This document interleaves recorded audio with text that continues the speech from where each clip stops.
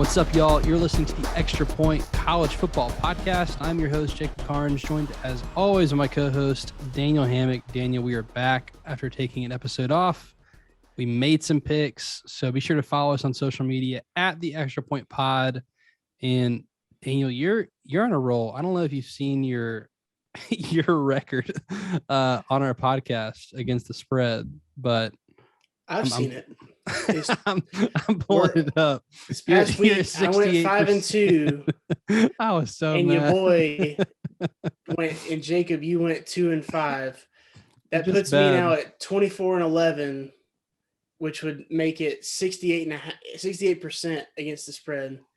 I mean, 68.5 if you want to be. So we're getting closer to 69%, which is very nice. Very nice. Look, just for the record, on games that we get to pick, on some picks we do on the side, I'm sitting at 62%.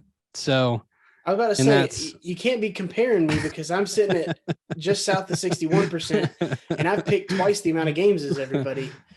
So anyway. Shout out to David Cobb sitting at 71%, picking 5 games a week. Just David Cobb, CBS Sports, friend of the show. Little bit at a time. Yeah, dude, I've got more than double the amount of wins that he has, but I've also got more than triple the amount of losses. So, that's right. Yeah. Oh, goodness. Well, Daniel, we had a busy Saturday, a lot of games. Once again, a lot of upsets. I think 6 more AP top 25 teams lost. I think that broke a record through 4 weeks of number of top 25 teams that have lost so far. And I mean, do we want to start with probably the biggest upset of the day? Well, here's the thing. If this were beginning of the season, or if the Georgia game hadn't happened, this of course would be the headliner. Yeah. But it's so crazy of a season that it didn't get lost, but it's like, oh yeah, Clemson lost. This is a team that I'm almost not counting Notre Dame. I had a tweet I had to delete because I had put, this is the first time in 4 seasons Clemson has lost to an ACC opponent, like in the regular season. And I forgot about Notre Dame last year. Whatever, they're an independent, so it doesn't count. But legitimately, like, everyone put Clemson as a lock to just roll through the ACC, including us. We didn't think anyone would challenge them in the ACC, and even with the offensive struggles, we thought they're still better than everybody in the ACC. And it all caught up to them. They lose to NC State on Saturday, 27-21 in overtime. I mean, is this beyond DJU? I think he's part of the problem. But I just think I don't want to overreact. I think there is a lot more wrong with Clemson. And right now, it's just surface level of bad quarterback play. I just think there might be more issues. So, before the season, we talked about it, and I made the quote-unquote bold statement that, if Will Shipley isn't the guy that we think – is the guy that we think he is, and he plays a bunch, Clemson could be a national champion. And then on the inverse of that, if he's not the guy we thought he was, then, Clemson could lose 2 or 3 games this season. Well, they're already there, and Will Shipley did get hurt, unfortunately. I hate to see that. But he was actually performing. He was like their brightest spot on the offense thus far. Only and starting. I think that me making that comment was me falling victim to just thinking that DJ was kind of in their back pocket. He was already going to be good. And that was something you were guarding against before the season, talking about obviously how great Trevor was. And obviously before that, Deshaun, all this great quarterback play that they've gotten from high level quarterbacks, that they're just going to roll in and DJ is going to be the same guy. And he hasn't quite been. Now, you hate to pin it all on one person, which we're not going to, because there is definitely some issues on the offensive line. There's some issues out wide where they're not really separating great. And I think he's a little shell-shocked. I don't think the team trusts one another. I think that in their head, they thought they could kind of just show up and put up, 60 points like they did against South Carolina State. I'll say this, after Georgia wins that game that first week, and then they go beat South Carolina State like they normally would, like 69-7 or something like that. My thought was, okay, here it comes. Rest of the ACC, they're just going to do that like we expected. And then they come out and struggle against Georgia Tech. I was willing to overlook it for, at least there's no way to get around that there's problems with them after watching them play Georgia Tech last week and struggle. I knew that watching that game that there was a struggle going on. I just thought maybe the struggles aren't that great. Maybe there's something to they had 2 lightning delays in the game and that kind of stuff. It's a clunker. And a team hangs around like Georgia Tech. They're scrappy. That's all they've got going for them. I was willing to say, okay, that's just a stinker of a game. I thought I was sitting on gold picking. I actually picked, me and you both picked Clemson with laying the 10 points against NC State. I thought it was easy money. I was like, y'all are going to let this be the lowest line? I was like, Vegas, y'all are dumb. Y'all just done lost it. Well, NC State, who I would have picked to play a close game had that Georgia Tech game not happened, that whole psychology of college football, I was like, Clemson going to circle the wagons. They're going to beat the heck out of NC State. Well, I don't think Clemson has that switch. We talked, we've talked about it before. It's that playoff switch where when you really need it, you're going to go get it. And it's like Trevor always had that. People talk about LeBron and his teams and stuff.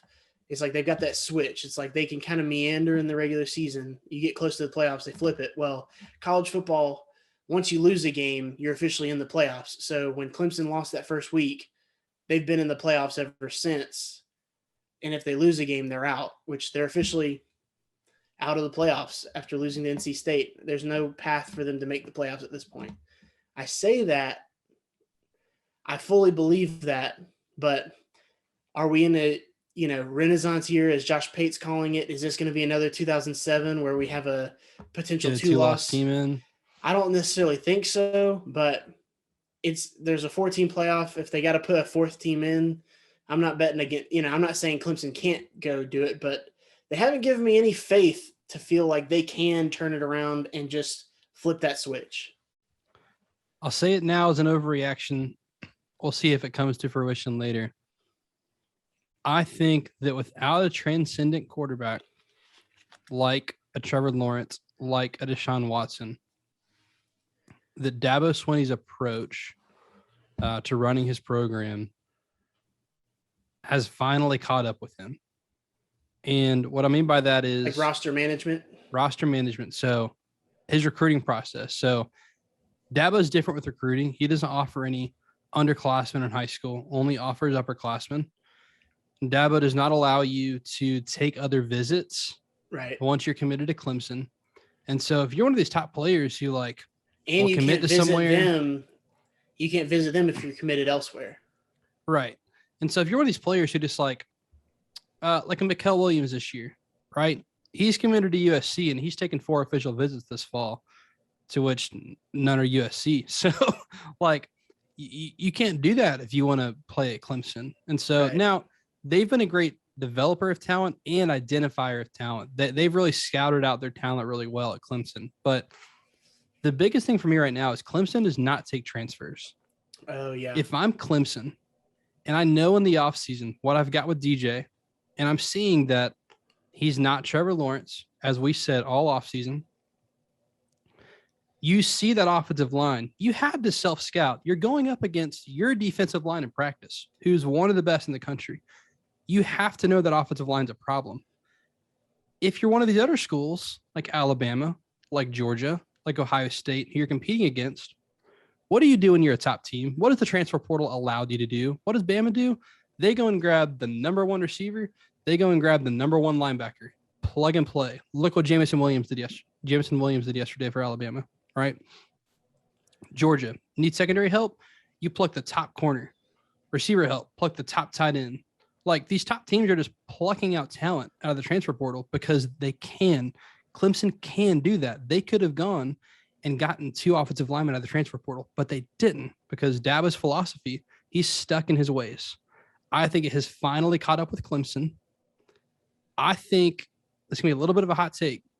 Unless Dabo changes the way he's running his program to keep up with the times, these other programs are going to leave Clemson behind. This could be a sign of what's to come and not just an off year. It could be an off year.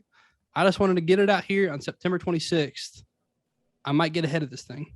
So that was why I wanted to talk about Clemson. I think that this could be bigger problems beyond losing to NC State. I also don't think this could be their last loss this year. This team has given me no confidence to think that, oh, yeah, they'll win the rest of their games in their schedule. So if I'm Clemson, you got a lot to worry about, especially because, and I hate to hear news like this, Will Shipley, he's going to be all right, but Brian Bresee tore his ACL. So you've lost your top 2 defensive tackles for the season. I hate news like that. I hope that he has a speedy recovery and can come back next year, because we all know he'll be a top 10 NFL draft pick. He's an unbelievable player. So I feel awful for him, but Clemson, this is why you recruit well. You got to circle the wagons and win the rest of your games. And I think I'm with you. I think you can have a shot at a playoff if the crazy year continues to happen. And speaking of the crazy year, I mean, where do you want to go next? There's about 18 games we could talk about on the slate that wasn't supposed to be that deep yesterday. Well, for the interest of, let's talk about the biggest stories first. How about the next biggest game, which my opinion was Texas A&M and Arkansas. Yeah. Neutral site matchup, Jerry World, just these two former Southwest Conference rivals match up. And they play yearly, and this game's always close, but what was it? Texas A&M's won every single one since they started playing. Yeah, 9 in a row. So, yeah, it's one thing where Arkansas's kept it close, but it was like, oh, okay, once you finally get to this game, A&M will take care of them. So it was something where we're coming into this game, and I just remember, part of me was thinking, all right, am I going out on a limb with being on Arkansas side just because I felt good about it? Am I just kind of drinking the Kool-Aid? What's going on here versus A&M, which, all of the top experts this offseason have been on A&M because of their recruiting and all these things. Well, they just haven't looked super great offensively as far, there hasn't been that sizzle where you just think, oh yeah, this team's ready to just be explosive. And you're just ever not since going King to went down. Yeah. But you're just not going to out tough Arkansas. I feel like that's just their whole mindset. And I remember Josh Pate said it this week. He was like, you just can't out identity. Exactly. You've got a team that has full identity, knows exactly what they're doing. And the complete inverse of that, you've got A&M kind of walking on thin ice, like they're just nervous walking around. Meanwhile, Arkansas is, driving a Mack truck over that ice. They're not scared of anything. They're running 100 miles an hour, doing whatever they want to do.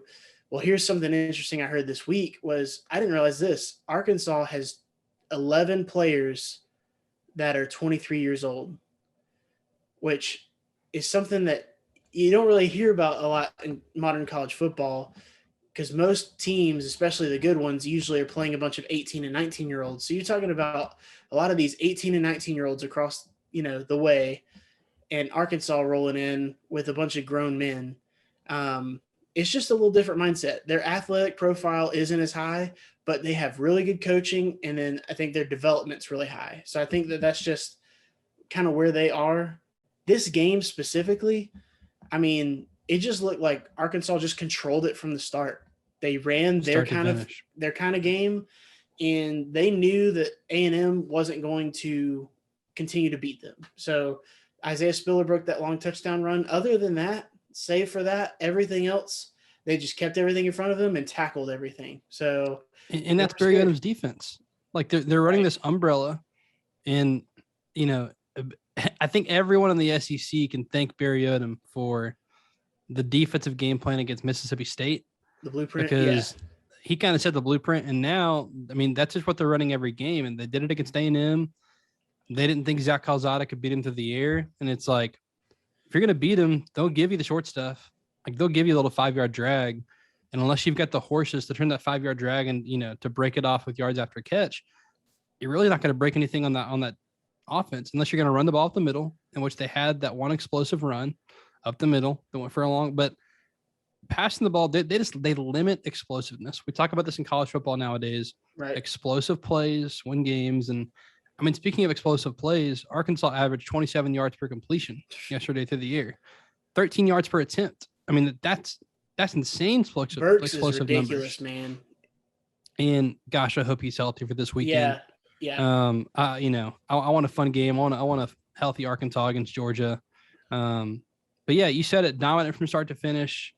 Yeah, Odom's defensive scheme. I mean, Sam Pittman's built himself a program over there. That heart that they play with when KJ Jefferson came back in after his injury, and it was like the announcers were talking about it, and it was like he was handing the ball off, and they knew that there was no chance of him running the ball, and they were trying to run the clock out, and then that man pulls first down, and he got hit 2 yards short of the line and pushes for the first down. I just thought, like, this team, that's literally a representation of this team that will run through a brick wall for Sam Pittman, and that's dangerous for other teams. When a team rolls in caring about their coach like that, and they know their coach will do anything for them, they'll do anything for him. And that just means he's going to squeeze the most out of this team. And that's just exciting to see a team reach their full potential. So I'm excited to watch them the rest of the year. This was a great statement win. They've got wins over Texas and Texas A&M. I mean, who'd have thought? Arkansas, coming into the season, everyone talked about how they had the hardest schedule in the country. Do you remember what their win total was? What was it, like 4.5? 5.5. Okay. They're sitting here at 4-0. You think they're going to hit that over? I think in a couple weeks they're going to hit it, you know? And the thing is, I mean, now this is the toughest 4-game stretch. They had A&M at Georgia, Auburn, and they get Bama or LSU after that. No, LSU's towards the end of the season. It might be Bama. Anyway, toughest 4-game stretch. Everyone's like, even if you go 1-3 in that stretch, which I'm thinking they're going to go 2-2. Like I'm not picking. I'm going to pick them to beat Auburn. Auburn needed help from the refs to beat Georgia State. So, I mean, anyway, impressed from Sam Pittman. I mean, to do it in year 2, not a 1-year fluke. Impressive. Let's go to the nightcap. ABC primetime, Oklahoma, West Virginia. Man, I feel like with these big teams, I was talking with our friend Chris Dotson about this, that with all these elite teams, they eventually find their stride, and then they're incredibly hard to beat after that. It's like finally something clicks, and then it's like, oh, yes, this was the top 4 Oklahoma team that we've been expecting to see. Like, oh, you just beat West Virginia 54-17. Oh, yeah, Oklahoma has this gear. And that's the kind of game I was expecting from Oklahoma here. When the point spread came out, it's like, okay, well, Oklahoma hasn't looked this good so far. Vegas knows something. Vegas knows they have this gear. So I like the points with Oklahoma, just thinking, all right, this is the game they find their gear. It's at home in prime time. Like, here we go. Let's let the horses run. And once again, 16-13. I mean, they won, but I'm not sitting here going, oh, yeah, like they're going to run through the Big 12. This is a top 4 team, a championship contender. Absolutely not. They would not be on the same field with Alabama or Georgia right now. So I'll walk away more concerned about Oklahoma. I hate that the home fans are yelling this. I don't think it should ever happen. You never chant for the backup at home when you're with your quarterback on the field. That's disrespectful. But is it just his fault? Because, I mean, the defense held him to 13 points. You'd think with the Lincoln Riley offense that, gosh, you're scoring at least 40, right? Like 41-13. I'm not having any of these questions.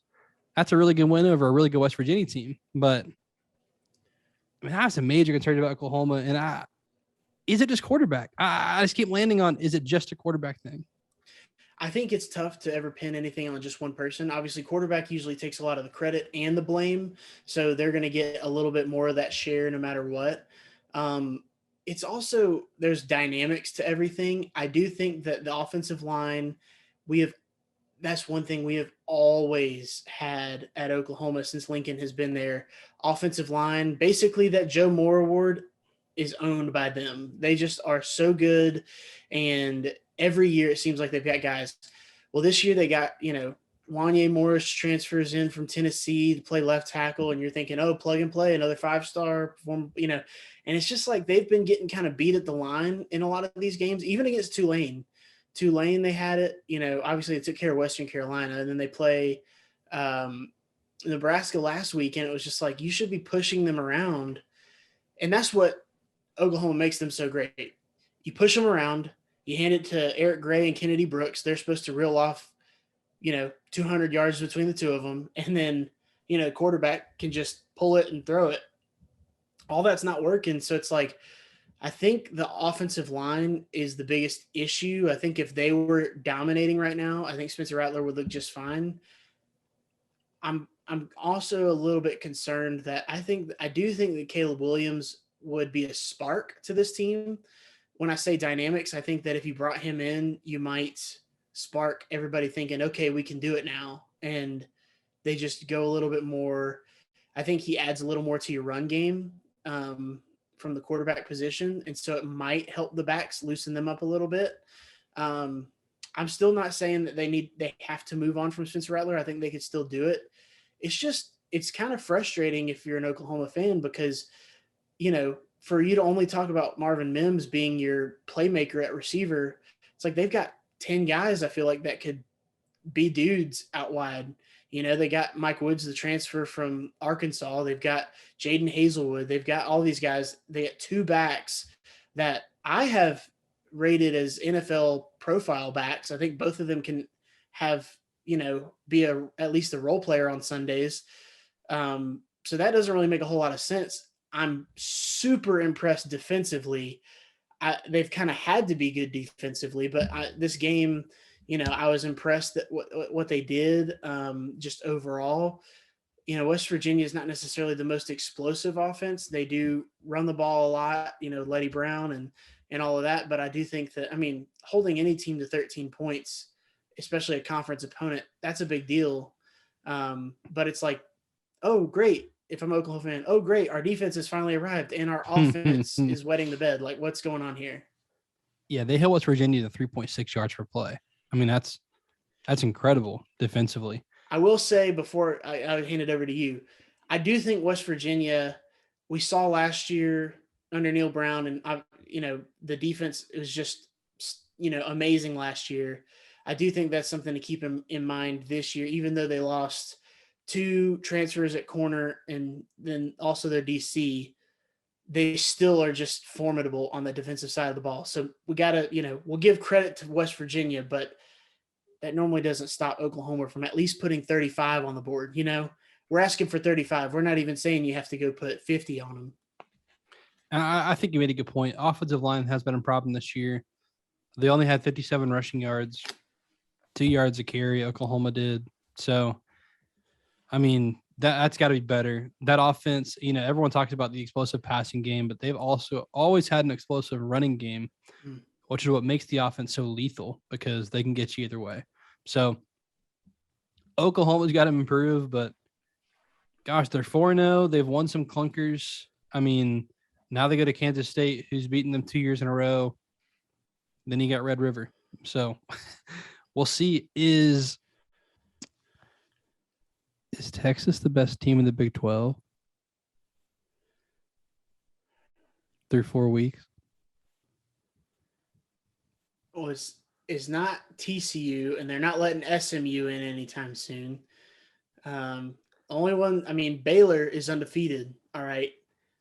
Would you take Baylor over Oklahoma or Texas? Of course not. Texas made the move at quarterback to Casey Thompson. And the offense drops has been different. 70 burger. So, Casey Thompson, we thought was going to be the starter all along. And Hudson Card had a good little run, but now he's in, and they just look like they're clicking. Texas Tech probably helped them a little bit, but to hang 70 on a Big 12 opponent, they haven't been doing that. Yeah, that's true. For the record, our extra point rankings, which will come out this week on Tuesday, when those will come out this week, we have a new number 1. So be sure to follow us at the Extra Point Pod to get that. But I'll tell you, in my ranking, which is only a portion of our ranking, I ranked Texas at 11. I ranked Oklahoma at 12. So as of right now, I do think Texas is the best team in the Big 12 through 4 weeks. And again, because it's like you mentioned, all right, it's not TCU, it's not Iowa State. I like both these teams over Baylor. Like, all right, Kansas State, no. Oklahoma State. I mean, they're 4-0, but again, I think I like both these teams over them. And Texas look more impressive. So we'll get to find that out in 2 weeks. So I got a lot of crap for my Texas takes. At the Texas State Fair. That's right. And look, Arkansas is good. So maybe they just lost to a really good Arkansas team in Fayetteville. So all is forgiven. Not a Big 12 loss. So everything's still on the table there. How about Notre Dame, Wisconsin? Big noon kickoff on Fox. Look, this game is really deceiving because Notre Dame scored 31 points in the fourth quarter and wins this game 41-13. This was what does that make this? A 10-10 game going into the fourth quarter. Yeah. And then Notre Dame outscored them 31-3. But Daniel, where I get confused is I look at this box score, and if you shove me this box score without a score, I think Wisconsin wins by 1, maybe 2 touchdowns. I mean, Wisconsin beat them in total yards, in passing yards, and rushing yards by a dominant margin. Wisconsin had less penalty yards. They had a little bit less first downs. They were worse on third down. I'll give them that. That's kind of the only big stat difference. Yards per play, they had almost 1 more yard per play. I mean, Notre Dame had 3.5 yards per play and scored 41 points. And I watched the game and I'm still confused.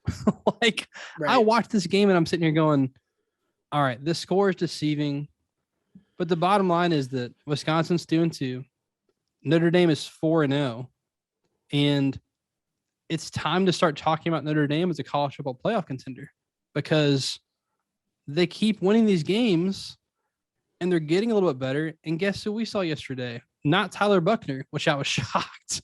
But their other quarterback, Pine, comes in, goes 6 of 8, kind of gives a little spark when Jack Cohn was injured. But impressive win. We both took Notre Dame with the points. You know, it's kind of a theme we had last year and this year. I will take the quarterback revenge game any day. Right. But yeah, I just look at this box score and I'm like, how did Notre Dame not only win this game, but blow them out in the fourth quarter? It's deceiving. And for Wisconsin, I'm sorry, but Graham Mertz, man, not Graham the guy. Hurts. All right. I know. It's painful. It's those uniforms. That's what it did. We talked about it. I was about to say fade them because those uniforms. The uniforms. So, well, you're right on everything you said about the box score, Jacob, but then you just scroll down to the turnovers, and that's the difference. It's like 5-1. So 2 pick sixes thrown by Graham Mertz. He was the Graham worst in this game. I wasn't impressed with him, but the offense as a whole, I think that Wisconsin and Paul Chryst, I mean, just Wisconsin since creation has had big offensive linemen that could just push around a defensive line and control the line of scrimmage. And they're not doing it right now. Like, I just don't feel like they didn't dominate like I expected them to. I mean, rush yards, they had 78 rush yards. Now, Notre Dame only had 3 rush yards. So we're not comparing them against them, but just against their normal standard. I don't think that Notre Dame has a bad defense, but I don't think they have an elite defense. I don't think they even have a very good defense. I think they just have a solid to good defense. And their front seven, their defensive line, they're solid. But yeah, Wisconsin should have been able to push them around if this was a normal Wisconsin team. Wisconsin defensively, I felt great about it. The points, the reason those points went crazy in the fourth quarter is the pick sixes and just the, turnovers in general, short fields, things like that. That's going to put anybody on the brink. But I think this defense is right on par with what we thought to start the year. It's just the offense. It's like, give me a lesser quote unquote recruited quarterback like Graham Mertz was a 4-star. We're expecting him to kind of revolutionize their offense. Just give me the average Joe. Give me the Jack Cohn, all right, and put him in the offense and let me have the offensive line and run the ball where they're just a tough out. Because right now they don't really feel like a tough out. You have to go against that defense, which is why they were in this game for as long as they were. But Notre Dame's just better. Like they just finished it out because their offense had a pulse. Wisconsin has the 4th ranked defense in the country by SP Plus. So this defense is elite. I mean, you're right. Look at the box score, 34 points off of turnovers. There's your scoring margin. I mean, 34 points off turnovers. You win the game. Yeah, Wisconsin, again, elite defensively. If you were any good on offense, I mean, look at the Penn State game. And I think I walk away more impressed with Penn State at this point for winning that game because Wisconsin is elite defensively. I mean, this is like, I think about Georgia last year and 2 years ago with elite defense and offense wasn't good enough to win them the games they needed to win, right? Except, well, now Wisconsin's 2-2. It's not like they're 11-1 and lost the game that, couldn't have won, but they have some stuff to figure out offensively because it sucks to waste an elite defense. Like you hate to waste an elite defense. And I mean, they're still 11th in SP Plus right now. Wisconsin is at 2-2. So this is a team that's capable. Graham Mertz just has to clean up. Again, don't throw 4 picks. Hand the dang ball off if you have to. But one thing I will say about Wisconsin's offense, not just Graham Mertz, and it's the same point we made with Oklahoma. The thing Wisconsin is always good at is they've always been good up front. They're not good up front this year. And so it's like the one thing you bank on if you're Wisconsin, the offensive line is not good. Like they're getting blown off the ball against Notre Dame. So a big win for Notre Dame. And look, do I think Notre Dame's an elite team? No, but I think there's only 2 of those and then a big crowd. And Notre Dame's good. And I think being good this year, and if you keep winning those games, next thing you know, it's, oh, wow, Notre Dame's 10-0 with 2 games to go. Well, especially if you're going to potentially have a couple of 2-loss conference champions, because that's what really, I mean, if Clemson rights the ship and has 2 losses, but if someone else in that conference wins it in the ACC, I mean, the ACC's out for the most part. So, and then the Pac-12, we'll see how that goes long-term, and the Big 12, we'll see how that goes long-term. So, I'm just like, Notre Dame, you're absolutely right. They are not out of it by any stretch of the imagination. They've got these wins. They're racking them up. If they start putting style points on top of wins later in the year, I mean, we're talking about this one being a struggle win. It was 41-13. So Notre Dame does what they need to do. I think they can get to the playoff no problem. I don't think that there's a chance that they would beat a team like, or like Alabama or Georgia at this point, or even, a Texas for that matter. I think Texas would be an interesting team. I think that Oregon would probably beat them too, but we'll see. This is, I mean, here's the test this next week. Cincinnati. I don't think we'd be talking about here's the test, but here it is. Cincinnati's coming to Notre Dame. Big game for both teams. Playoff implications for both teams. Really? So yeah. That will definitely be a game we talk about this upcoming week. Daniel, I've only got 2 more kind of small points to make. Any other big games you wanted to talk about? I don't think that there was necessarily any other real big games. I'll just mention one thing about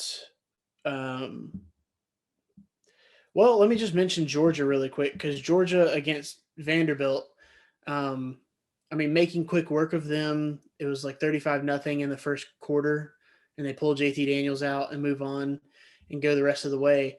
I think that Georgia, we're starting to see the evidence of this being an explosive offense. But I know that might be putting it lightly, or that it also it's in some instances, some people may say, after seeing what Clemson has done, well, who has Georgia played? You look at years past, this past couple of years, these are games that they are only scoring 30 points and not really putting their foot on the throat. 62 points in a conference game, 62-0. I think that says everything about, Georgia's focus and they're improving and all that kind of thing. I think questions that I had this season so far, not struggle win, but poor offensive performance against Clemson had me a little bit concerned for Georgia. And then backup quarterback comes in, they blow out UAB. You're thinking, okay, great. Can they do this with the starter? Is the starter healthy? And then they kind of right the ship against South Carolina, and then it's kind of an exclamation point this week. So it makes me feel better about Georgia, and I do think that Georgia's kind of made that official shift in their offensive philosophy to being able to be explosive like Alabama and these other schools. 7 passing plays of at least 20 yards or more. 6 of those came in the first quarter before jumping out to a 35-0 lead before coasting. I think great teams start fast in games like this. They flip the kill switch and kill you quickly and then coast. That's what Georgia did. So, again, I think there's 2 elite teams in the country right now. And not just our ratings and a lot of other ratings, they're separating themselves week by week from the pack. And Josh Pate has mentioned, according to his power ratings, everyone has said 2007 being a year like this year. He says it's pointing more towards 2011 when Alabama and LSU kind of separated themselves from the pack amid a chaotic year otherwise. Oregon wanted to hit real quick. This is a Pac-12 after dark game. While everyone went to sleep, Oregon quietly struggled with Arizona. You might look at the final score and go, struggled. Yeah, this game was 24-19 with 10 minutes to go. So it's not like the stats are crazy either. Arizona outgained Oregon 435 to 393. So I have not gone back and watched this game yet. I just looked at the box score and was like, wait a second. This was a close game, like despite the score. And AJ Brown kind of 10 to 21 for 200 yards, 3 touchdowns. So it's like, that's okay. Ty Thompson got in, went over for 3. So that wasn't very encouraging. But again, I think there's 2 elite teams. Oregon's not one of them. I think everyone's been like, well, who's going to challenge Oregon in the Pac-12? I don't know. Arizona did. So it could be anybody at this point. Washington has a really good defense. That offense has a lot of problems, but Washington has a really good defense. We'll see about Oregon. And then, man, I feel bad for Nebraska. I just have to mention that Nebraska once again played phenomenal in a loss. They outgained Michigan State 440 to 254 in total yards. Yards per play, they averaged 5 points a yard per play to Michigan State's 4.8. I mean, outrushed them 188 to 71. If you had told me that, I'd have said Nebraska wins the game, no doubt. I think the post-game win expectancy was 89%. Like, you play this game 100 times, Nebraska wins 89 of them. I just hope they don't fire Scott Frost in a year like this. I think the Illinois game was the outlier. Like, I just think they had a clunker of a game against Illinois because they've played really great since. So much so that the Cover 3 podcast was talking about this, but is Adrian Martinez the best quarterback in the Big Ten West? Because he might be. Like, he had a heck of a game yesterday, minus his 1 interception, but 24 of 34 for 250 is pretty good. He played good enough to beat Oklahoma too. So I just feel bad for Nebraska, but hey, shout out to Mel Tucker, Michigan State, 4-0. Another team whose win total is right there at 5.5, sitting there at 4-0. So shout out to Mel Tucker and Sparty. Well, Jacob, what if I told you Georgia Tech was a Northern Illinois victory away from being a top 25 team right now? Well, before I watched the game on Saturday, I'd have told you you're crazy. Yeah.